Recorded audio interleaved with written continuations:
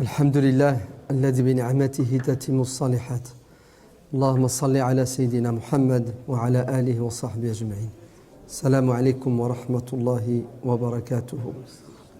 Il est de coutume en cette mi-Ramadan d'évoquer un événement important dans l'histoire de la biographie, dans la biographie de notre prophète alayhi salatu wassalam, la bataille de Badr, ce choc, cette rencontre entre les forces du mal, les forces de l'intolérance, représentées par les notables de Quraysh, les nantis, ceux qui avaient le pouvoir, et cette force naissante de l'islam qui appelle à la tolérance, qui appelle à la justice.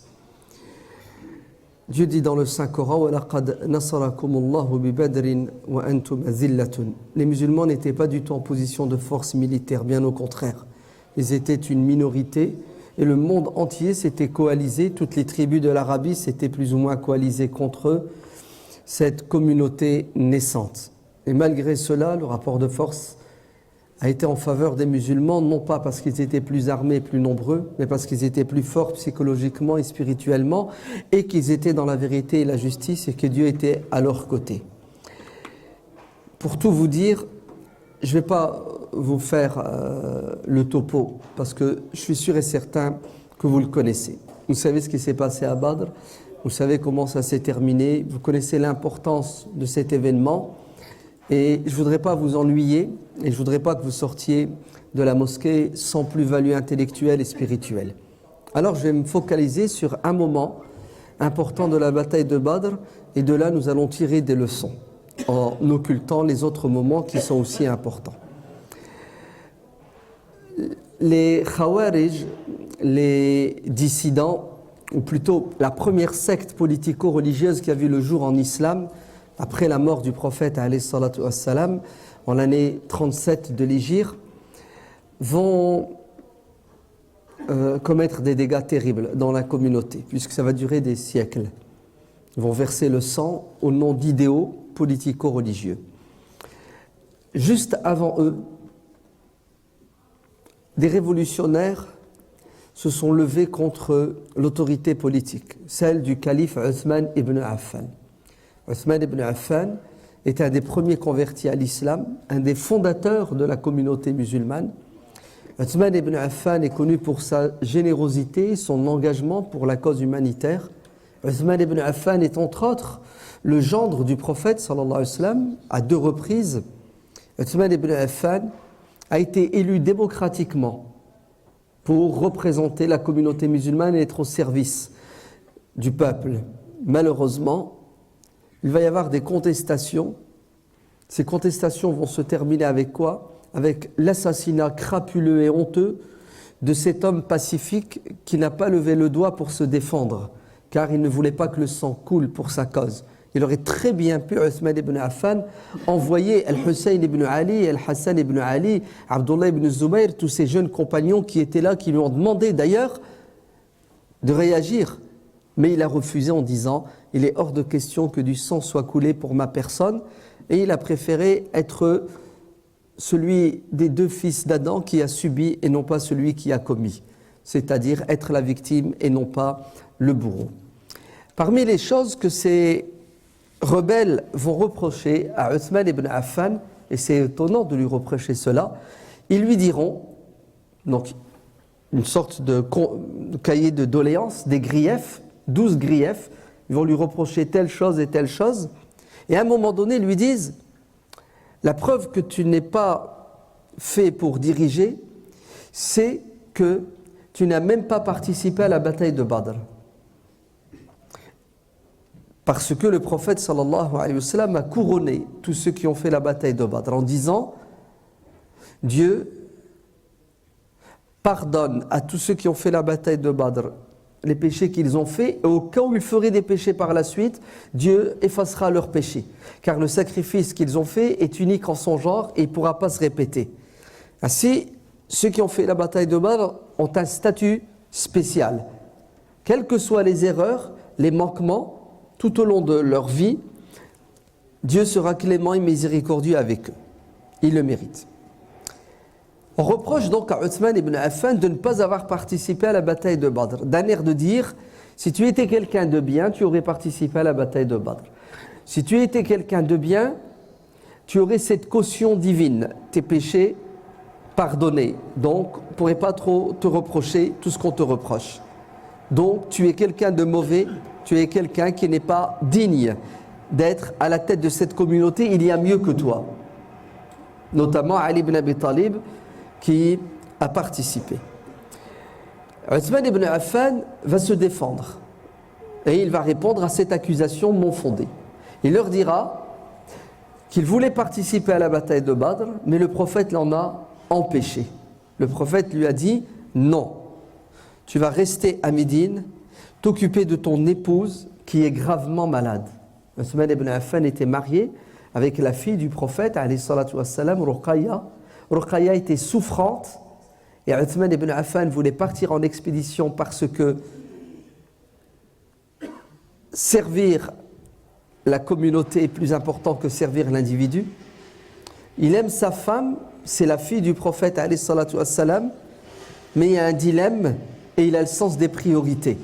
Donc, le prophète sallallahu alayhi wa sallam va lui dire « Ya Othman, bien que tu n'aies pas participé physiquement avec nous à cette bataille, tu auras le statut de ceux qui ont fait la bataille de Badr. D'ailleurs, tu auras une part du butin. Pourquoi ? Parce que tu as été exempté par le chef militaire. Il voulait participer, mais c'est le prophète qui lui a dit non. Ainsi, Othman a le statut de ceux qui ont fait la bataille de Badr, bien que physiquement, militairement, il n'y ait pas participé. Secondo, vous savez, quand on veut tuer son chien, on l'accuse de quoi ? De la rage. En fait, ok, admettons qu'effectivement, Othman n'est pas le statut de ceux qui ont fait la bataille de Badr, donc il ne mérite pas le pardon de Dieu, quelles que soient les fautes qu'il commettrait. Vous avez la mémoire courte. Le prophète sallallahu alayhi wa sallam a dit de son vivant que celui qui achètera le puits de Haris, ou plutôt le puits de Roman, et qui le mettra au service de la communauté, aura le paradis. Après la mort du prophète sallallahu alayhi wa sallam, à un moment donné, il y aura une sécheresse, manque d'eau à Médine, et il y avait un puits qui n'était pas tari, qui appartenait à des habitants de Médine juifs, qui faisait payer cher l'eau aux gens. Et qu'est-ce que va faire Othman ibn Affan ? Il va mettre sa fortune dans ce puits, il va l'acheter et il va le mettre au service de la communauté. Et d'ailleurs, Othman leur dira, ne savez-vous pas que le prophète sallallahu alayhi wa sallam a dit de celui qui achètera ce puits et qui le mettra au service des gens, qu'il a le paradis de manière sûre et garantie, qu'il n'ira pas en enfer mais qu'il ira direct au paradis. Ne l'ai-je pas acheté ce puits ? N'y ai-je pas mis ma fortune ? Alors pourquoi est-ce que vous cherchez la petite bête ? Oui, quand on veut tuer son chien, on l'accuse d'avoir la rage. Et c'est ce qu'ils vont faire. Othman va répondre aux 12 critiques et malgré cela, ils reviendront à la charge et ils l'assassineront. Pourquoi ? Parce que c'était leur objectif premier. Revenons à l'excuse de Othman. Pourquoi est-ce que Othman n'a pas participé à la bataille de Badr ? Parce que le prophète sallallahu alayhi wa sallam lui a dit « Occupe-toi de ta femme, reste aux côtés de ta femme. » Et on va s'arrêter sur cet événement pour en tirer les leçons. Primo, regardez comment le prophète sallallahu alayhi wa sallam était un père attentif. Comment le prophète sallallahu alayhi wa sallam prenait soin de la santé psychologique et physique de ses enfants, et notamment de ses 4 filles, puisque ces garçons mourront en bas âge. Et il connaîtra aussi, il vivra une épreuve terrible, la mort de 3 de ses filles de son vivant. Ainsi, Zaynab mourra de son vivant, tuée par Habbar ibn al-Aswad. Lorsque Zaynab a décidé de quitter la Mecque, Habbar ibn al-Aswad l'a fait tomber de son chameau, elle a fait une fausse couche, elle a eu une hémorragie, et de cette hémorragie, elle décédera quelques temps plus tard. Elle ne se remettra pas de cet accident provoqué par Habbar ibn al-Aswad. Et juste pour la petite histoire, le prophète sallallahu alayhi wa sallam, quand il rentrera à la Mecque victorieux, ça sera le pardon pour tout le monde, sauf pour 9 personnes, 5 hommes et 4 femmes, qui étaient en fait des criminels de guerre poursuivis pour les crimes qu'ils ont commis. Parmi ces personnes, Habbar ibn al-Aswad. Et sachez que sur les 9 personnes, 4 vont échapper à la peine capitale. Vous savez pourquoi? Parce que ces personnes vont se convertir à l'islam, dont, parmi elles, Habbar ibn al-Aswad. Habbar ibn al-Aswad va se convertir à l'islam, un veto, et le prophète sallallahu alayhi wa sallam tournera la page. C'est fort quand même, non? Vous ne trouvez pas? Il a tué sa fille, malgré ça, le prophète sallallahu alayhi wa sallam tourne la page. Et après, on accuse notre prophète d'être un sanguinaire, qui avait pour mission de tuer ceux qui ne voulaient pas croire et le suivre. Il le taxe de sanguinaire despote, alors qu'il n'aimait pas le sang et qu'il a sauvé la vie à des millions d'êtres humains. Non, le premier parmi eux sont celui qui a tué sa fille. Si le prophète était un être humain comme nous tous, vous savez ce qu'il aurait dit à Habbar ibn al-Aswad? Ta conversion est hypocrite, elle est circonstanciée. Tu fais exprès de te convertir pour ne pas subir la peine capitale. Et d'ailleurs, c'est vrai, beaucoup de gens qui se sont convertis après la prise de la Mecque ne se sont pas convertis sincèrement. L'imam Muslim rapporte dans son Sahih que Ammar ibn Yasir a dit de ces Mécois convertis à la dernière minute, les tolaqa istaslamu wa lam yuslimu. Ils se sont soumis et ils ne se sont pas convertis sincèrement. C'est-à-dire, devant le fait accompli, la victoire politique du prophète alayhi salatu wassalam, ils se sont soumis à l'autorité politique musulmane et ils ne se sont pas convertis sincèrement. La preuve, pas mal d'entre eux vont quitter l'islam après la mort du prophète sallallahu alayhi wa sallam. Peu importe. Ce qui compte ici, c'est que le prophète sallallahu alayhi wa sallam était soucieux de la santé physique et psychologique de ses enfants. D'ailleurs, je reparlerai de Zainab tout à l'heure, restons avec Ruqayya et Kulthum, les 2 épouses de Uthman qui sont décédées du vivant du prophète alayhi salatu wassalam. Donc le prophète a le souci de quoi? De la santé de sa fille. C'est pour ça qu'il dit à son gendre, alors qu'il en a besoin à ses côtés dans cette expédition militaire, reste aux côtés de ta femme et prends soin d'elle. D'ailleurs, le prophète sallallahu alayhi wa sallam était un père aimant. Ainsi, il disait, Fatima est une partie de moi, la dernière qui est restée vivante, les autres sont décédés bien avant Fatima, qui décédera après le prophète alayhi salatu wassalam. Fatima est une partie de moi, tout ce qui la blesse, tout ce qui la touche me touche et me blesse. C'est-à-dire le prophète ne supportait pas que quelqu'un contrarie Fatima alayha salam. Si bien que lorsque Ali a eu l'idée d'épouser une seconde femme, la fille d'Abu Jahl, le prophète sallallahu alayhi wa sallam est intervenu pour le dissuader en lui disant « Il est hors de question que tu prennes la fille d'Abu Jahl parce que ma fille va payer les pots cassés. » Et Ali n'a pas pris une seconde épouse du vivant de Fatima alayha salam, par respect, par amour pour le prophète sallallahu alayhi wa sallam et pour son épouse. Le prophète sallallahu alayhi wa sallam a dit « Fatima est une partie de moi. Ce qui la blesse, ce qui la touche, ce qui la contrarie, me contrarie. » Ça, il faut que les Arabes misogynes, qui n'aiment pas les filles, l'entendent et le comprennent. Il n'y a pas longtemps, il y a une femme qui m'a envoyé, c'est triste, mais c'est plus de 2 heures d'enregistrement pour me raconter le calvaire qu'elle vit avec son mari. Et regardez bien ce qu'il va lui faire. Bien sûr, un mari qui suit la sunna, qui a la barbe et qui a le khamis 24 heures sur 24. Elle a eu 4 filles avec. Elle a eu 4 garçons avec, et le 5e enfant était une fille.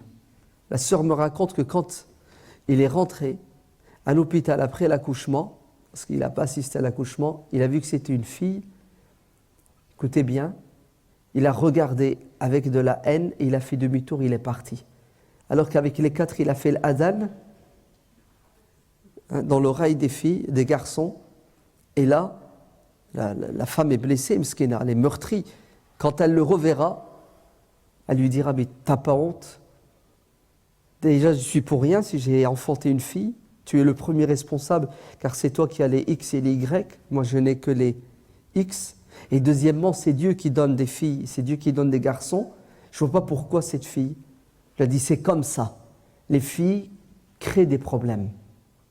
C'est la jahiliya dans toute sa laideur. وَإِذَا بُشِّرَ أَحَدُهُمْ بِالْأُنْثَى ضَلَّ وَجْهُهُ مُسْوَدًّا وَهُوَ كَظِيمٌ. Ils ne supportent pas la naissance des filles. Pourquoi? Parce qu'ils pensent aux conséquences de l'éducation des filles.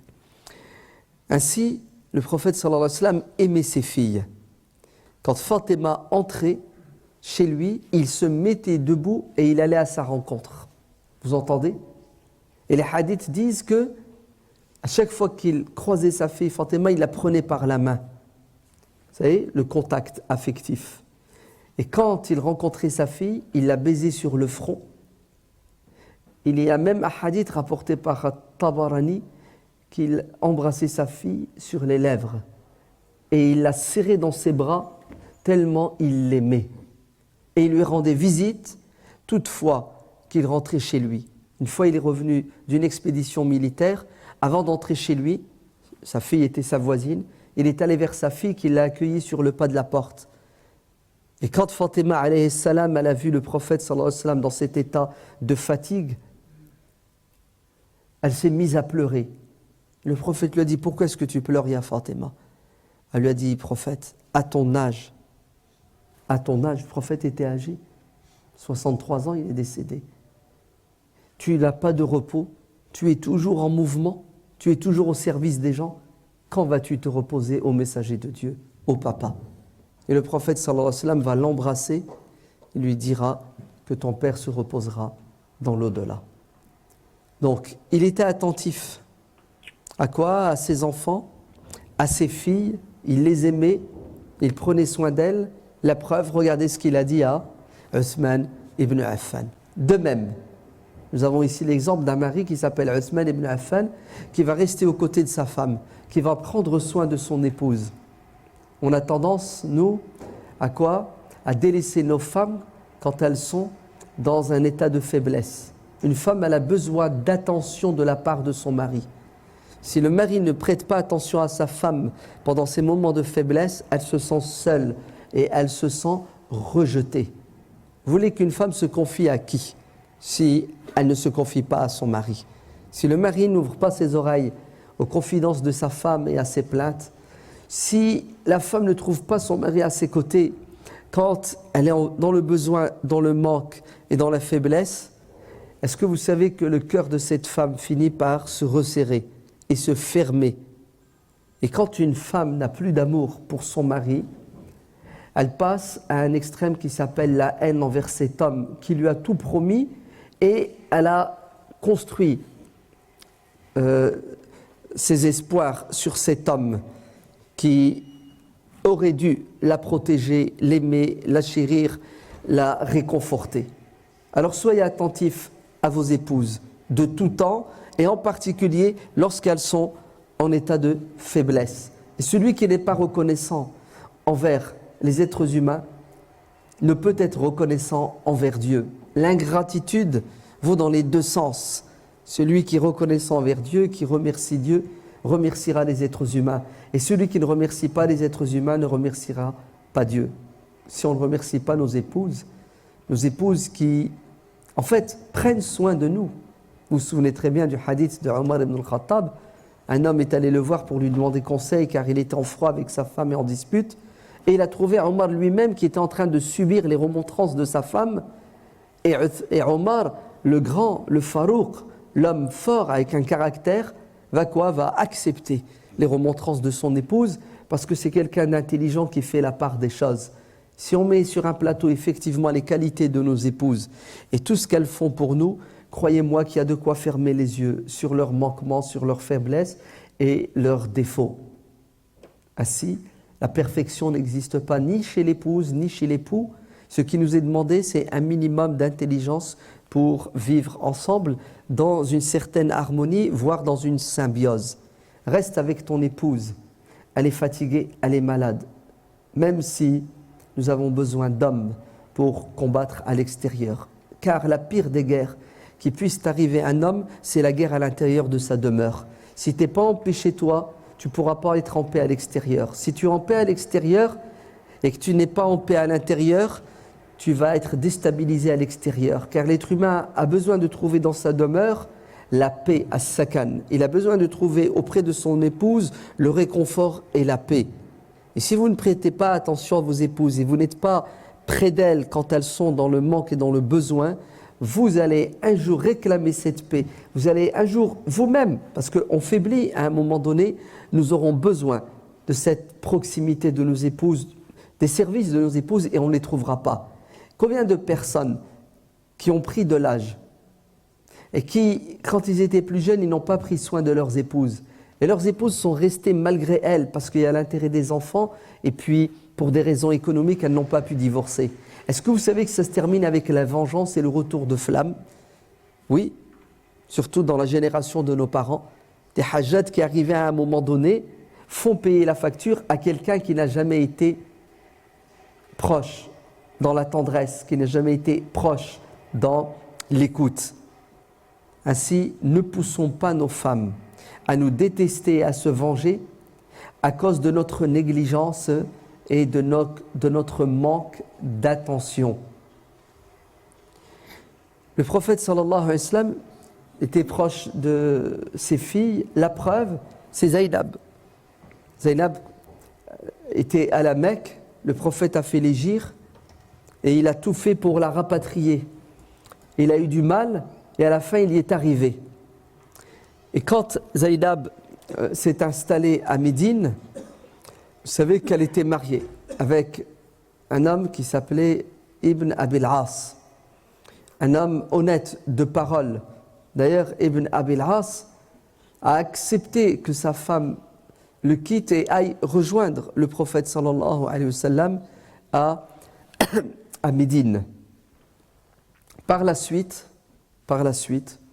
une caravane qui reviendra une caravane qui était en partance vers le Cham, vers la Syrie, pour commercer, va être interceptée par les armées musulmanes, car les Qurayshites étaient en guerre avec Médine. Et les Qurayshites, pour aller dans le nord, Médine est au nord de la Mecque, donc les caravanes de Quraysh devaient impérativement, pour rejoindre le Cham, traverser le territoire musulman, donc traverser le territoire ennemi. Donc il est hors de question que le prophète alayhi salatu wassalam laisse passer les Qurayshites sur son territoire, puisqu'ils sont en état de guerre. Ibn Abil As, qui est un commerçant, va traverser le territoire musulman et sa caravane va être interceptée. Il va réussir à quoi? Il va réussir à s'échapper. Il ne sera pas fait prisonnier.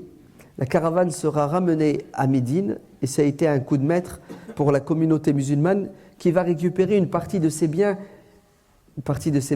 volés par les Qurayshites. Car les Mécois, quand ils ont quitté les Mecques, quand ils ont quitté la Mecque, ils ont tout abandonné. Ils n'ont pas pris leurs meubles, ils n'ont pas fait un déménagement bon et due forme. Ils sont partis légers, sans rien prendre avec eux. Certains n'ont même pas pu prendre leur épouse. Certains n'ont même pas pu prendre leurs enfants. Pour vous montrer à quel point le sacrifice était total pour la cause. Donc les musulmans sont contents. Ibn Abil As, qui était responsable de cette caravane, qui avait été délégué par les Qurayshites, qui lui ont donné tout leur investissement, va aller à Médine. Dans l'espoir de quoi? Dans l'espoir de négocier pour récupérer la caravane.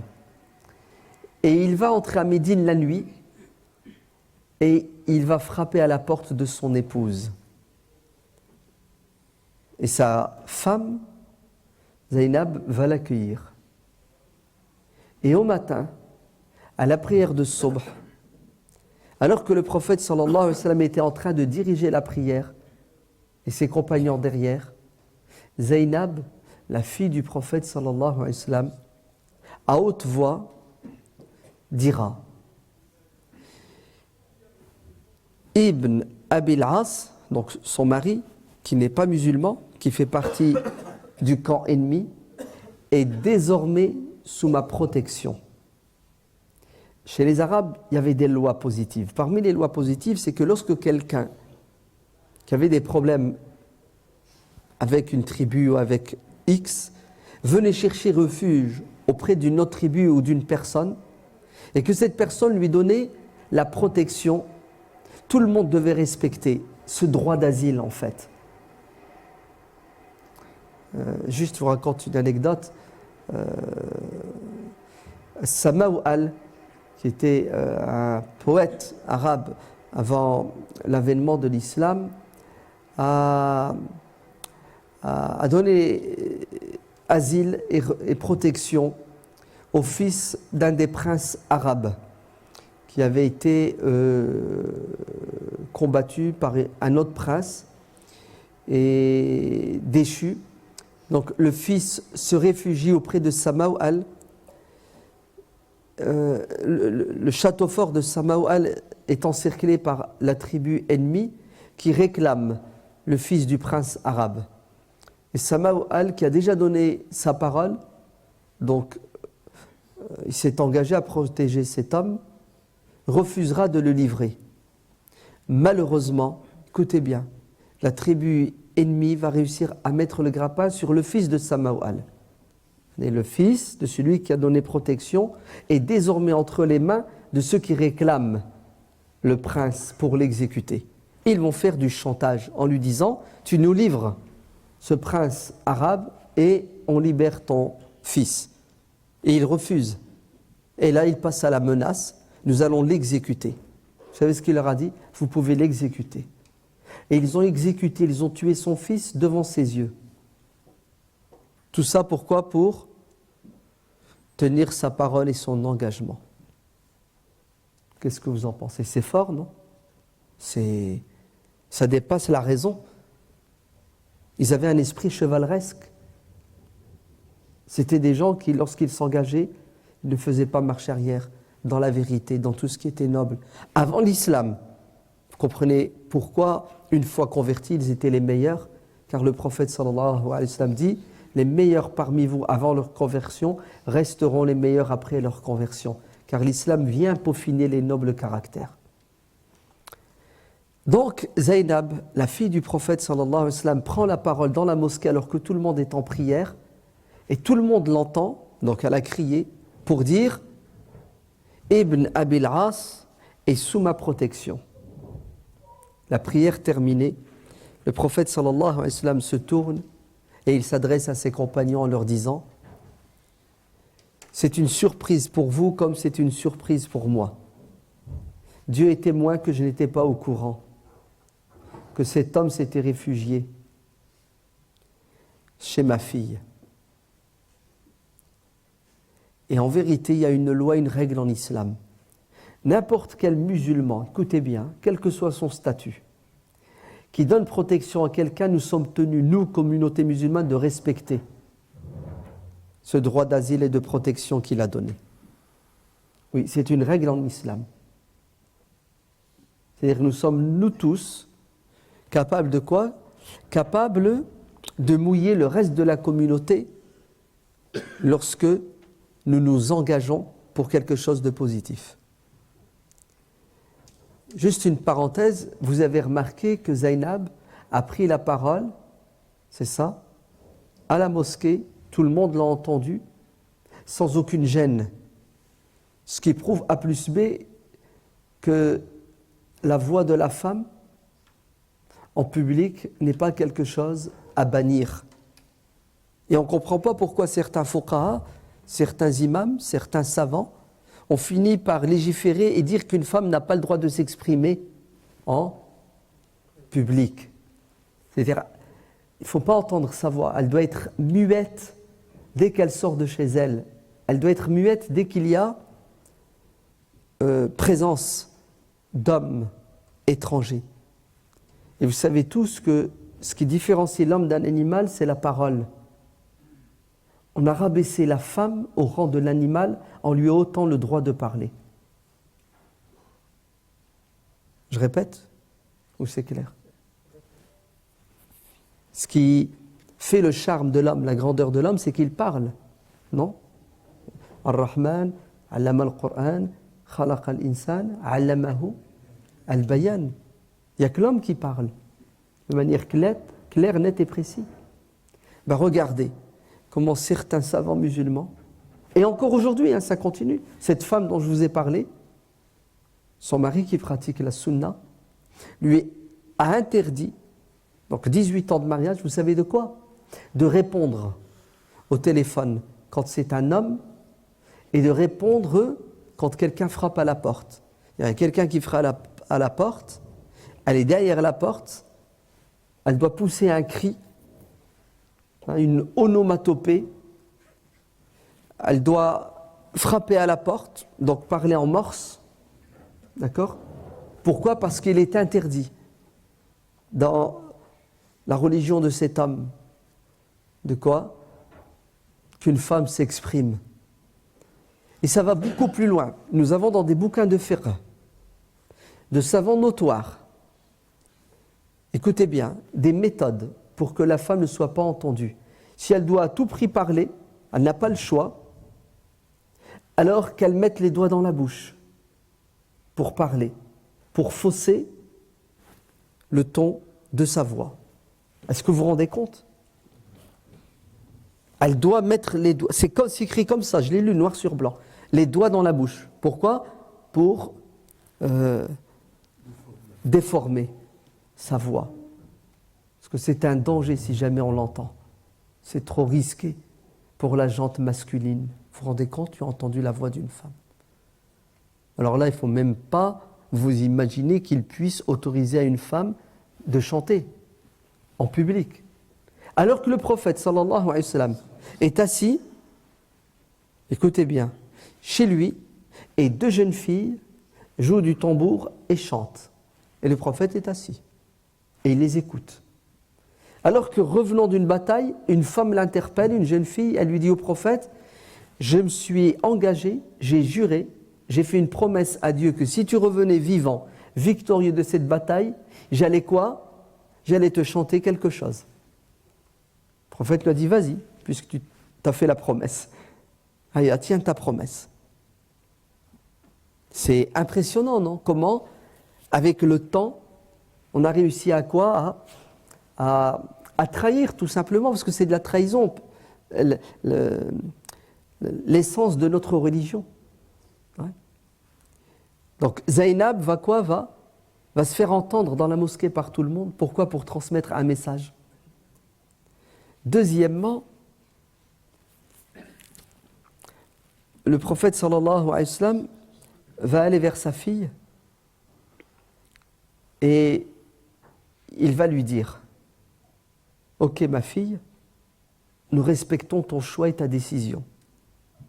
Tu l'accueilles chez toi, c'est un invité.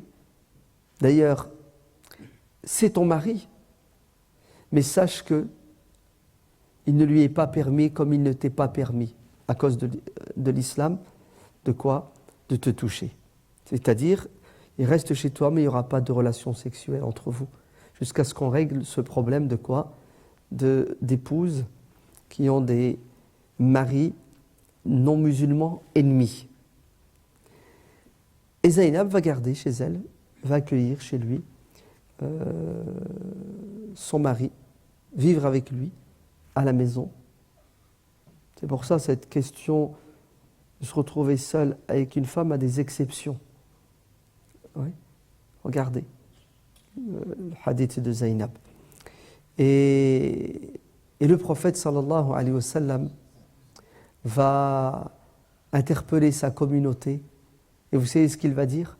Il va dire à sa communauté, cet homme, à propos de son beau-fils, ne m'a jamais trahi, c'est un homme de parole.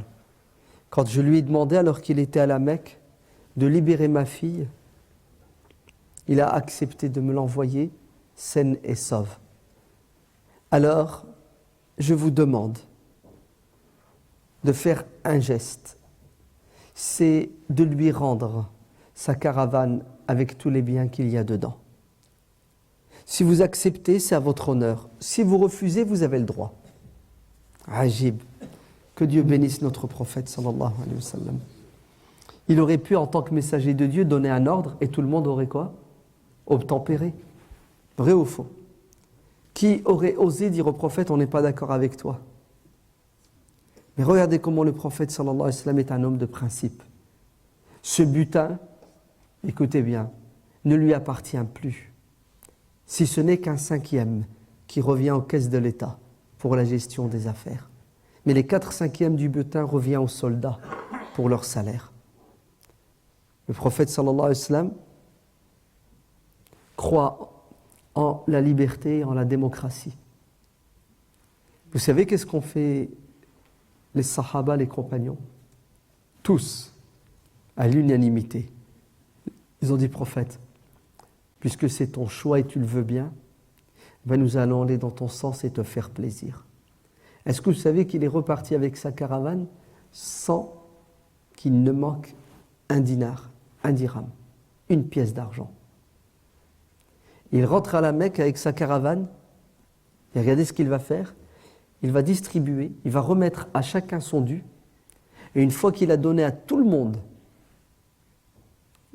l'argent, il a rendu l'argent qu'on lui avait prêté, l'investissement, il les a tous réunis, il leur a dit, écoutez, voilà ce qui s'est passé. Nous sommes tombés dans un guet-apens par les musulmans, nos ennemis.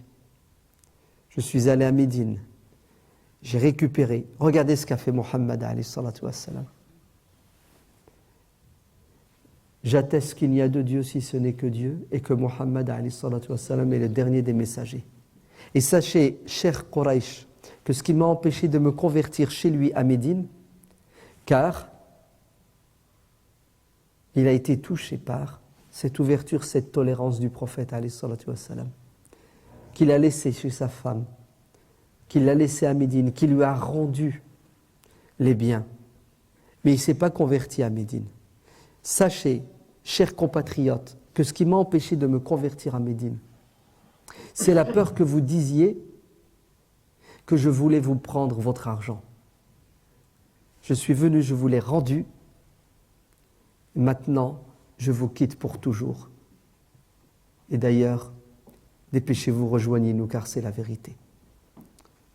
Et Ibn Abil As va rejoindre son épouse et il vivra avec la fille du prophète sallallahu alayhi wa sallam jusqu'à sa mort.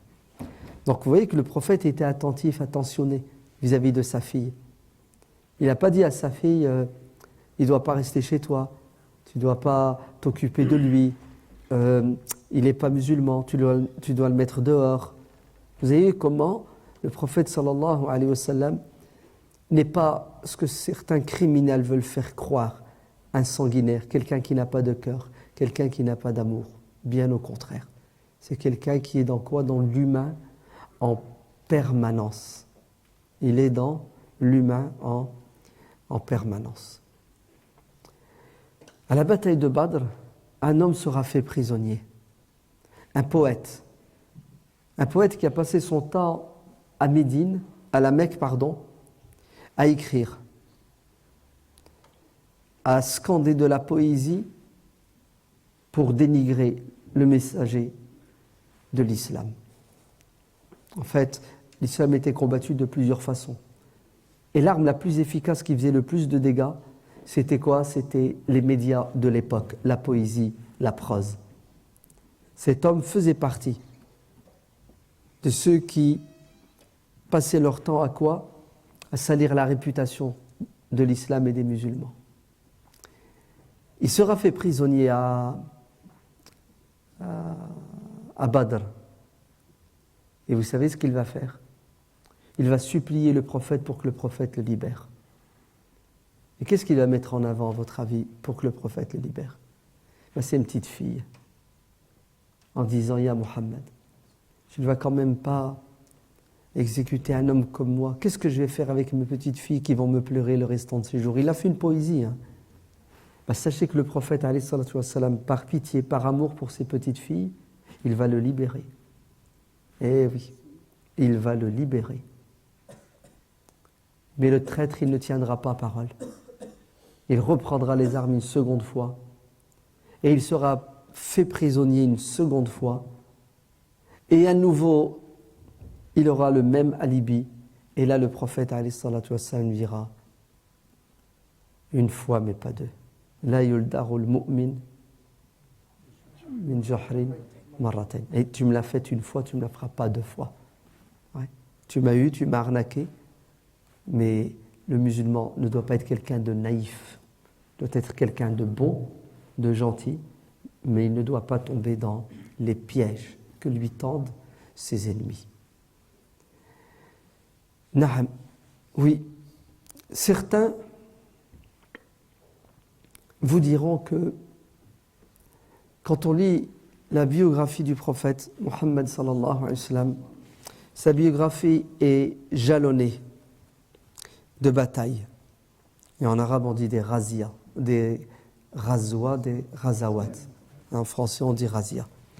Donc le terme razia est péjoratif, vous le savez. C'est une rapine, une razia. C'est tu vas, tu attaques pour piller, pour voler, et au passage, si tu tues, c'est pas grave. Non, le prophète sallallahu alayhi wa sallam n'était pas un brigand, n'était pas un voleur. Le prophète sallallahu alayhi wa sallam a été forcé à prendre les armes par ses ennemis pour se défendre. Ce sont les musulmans qui ont subi des sévices et de l'injustice pendant 16 ans. Et à Badr, Dieu leur a dit, maintenant, moi, Dieu, je vous donne la permission de répondre au mal par le mal. Ceux qui vous font la guerre, maintenant, vous pouvez leur faire la guerre. En fait, les batailles du prophète ont toujours été des guerres défensives et non pas offensives. La preuve, c'est que alors que le prophète était en position de force, après le blocus de Médine, en l'année 5 de l'Hégire, le prophète qui est en position de force, puisqu'il dit Al-yawm narzuhum wa la yarzuna, à partir d'aujourd'hui, ils n'auront plus la force de nous attaquer, parce qu'ils ont fait le maximum et ils n'ont pas réussi à nous déloger. En fait, maintenant, c'est nous qui sommes en position de force. Alors qu'il est en position de force, vous entendez, militairement parlant et politiquement, le prophète s'assoit à la table des négociations pour discuter une paix, une trêve avec ses ennemis.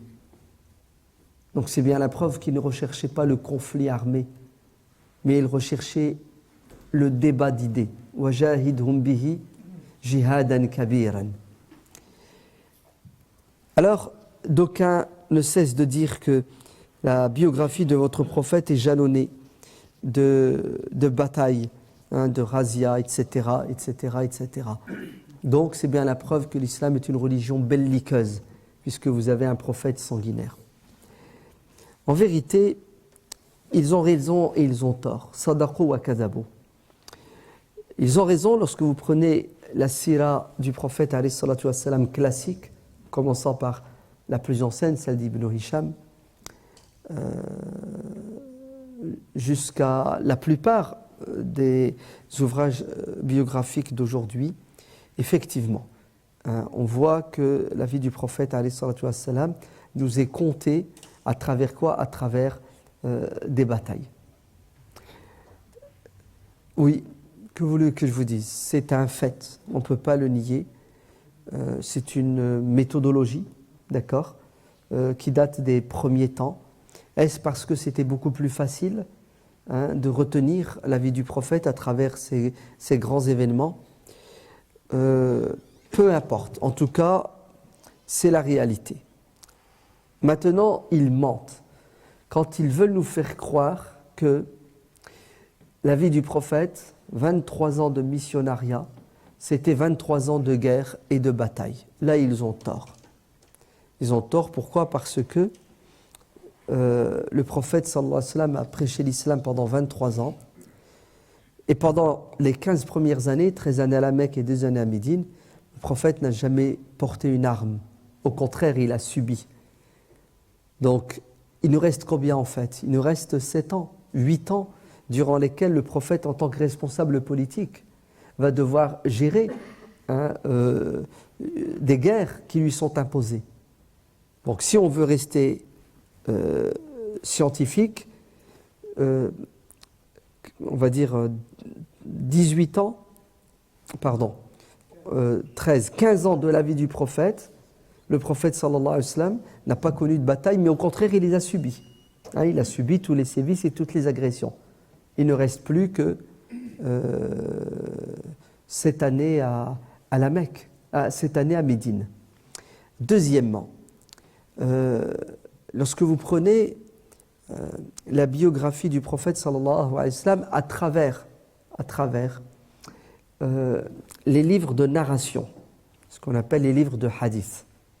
Vous prenez le Bukhari, le Muslim, le Muwatta, les Sunan, Abu Dawoud, Nasa'i, Ibn Majah, Tirmidhi, et ça continue, les Masanid, les Ma'ajim, bref, c'est presque 200 livres, 200 recueils qui renferment des tonnes d'informations, des récits de la vie du prophète sallallahu alayhi wa sallam, ses dires, ses approbations, sa biographie, celle de sa famille, de ses compagnons. Lorsqu'on prend tous ces matériaux, et qu'on extirpe, on retire de ces matériaux les batailles, ben vous savez combien que ça fait? Ça fait 2%. 2%. Voilà. Donc, les orientalistes feraient mieux de se pencher sur quoi? Sur la biographie du prophète sallallahu alayhi wa sallam de manière scientifique. Et, écoutez bien, les écrivains et auteurs musulmans doivent réécrire la vie du prophète sallallahu alayhi wa sallam, non plus à travers le prisme des batailles, comme l'a fait Ibn Hisham, Ibn Kathir, nos historiens anciens, mais à travers le personnage et son message. Et d'ailleurs, c'est un travail qui est en cours. Bientôt, je ne sais pas, dans les mois, les années qui vont arriver, on va avoir une biographie du prophète complète, où vous verrez que la place des batailles est réelle, scientifiquement parlant. Et tout le reste, c'est quoi? C'est une vie de sacrifice, c'est une vie d'altruisme, d'abnégation de la part du prophète sallallahu alayhi wa sallam. Donc voilà, je pense que ça suffit, surtout que vous devez être fatigué, voire très fatigué, et ce qui est tout à fait normal, puisqu'on dort peu, n'est-ce pas?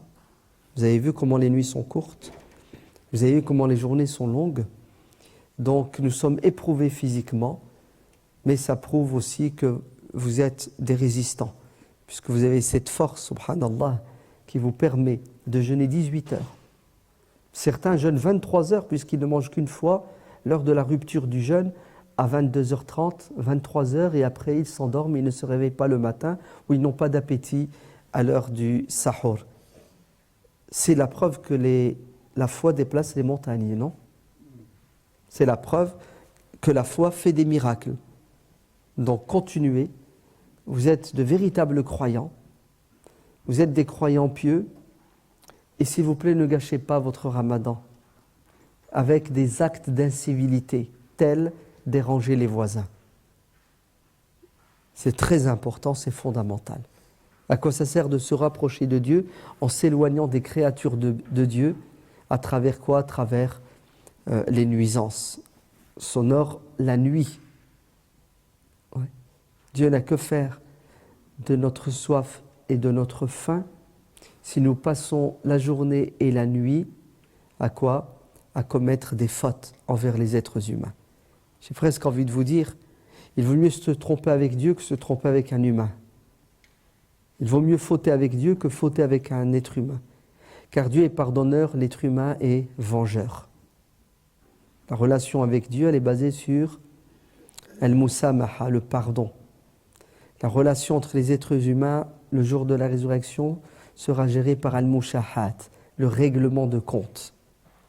Donc imaginez-vous, on arrive devant Dieu, on veut rentrer au paradis en mettant en avant le jeûne de l'année 2016, qui sera le plus long et le plus dur, puisqu'on est en plein solstice d'été. Et puis, surprise, veto, tu ne peux pas entrer au paradis. Pourquoi? Parce qu'il y a trop de plaintes des voisins. Oui, il y a des voisins de mosquées qui se plaignent et qui souffrent.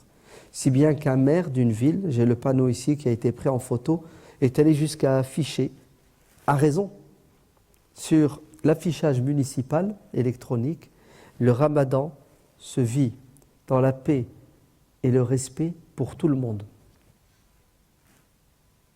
Alors vous dites quoi?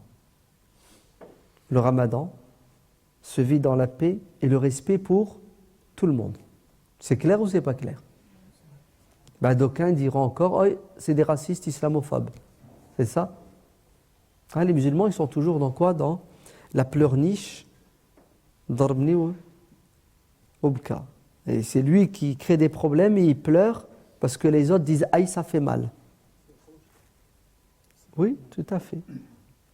Il a toujours le bon rôle, le rôle de la victime, et tous les autres sont des bourreaux pour lui. Que Dieu vous bénisse et vous donne la force de continuer. Wallahu a'lam wa alhamdulillahi rabbil alamin.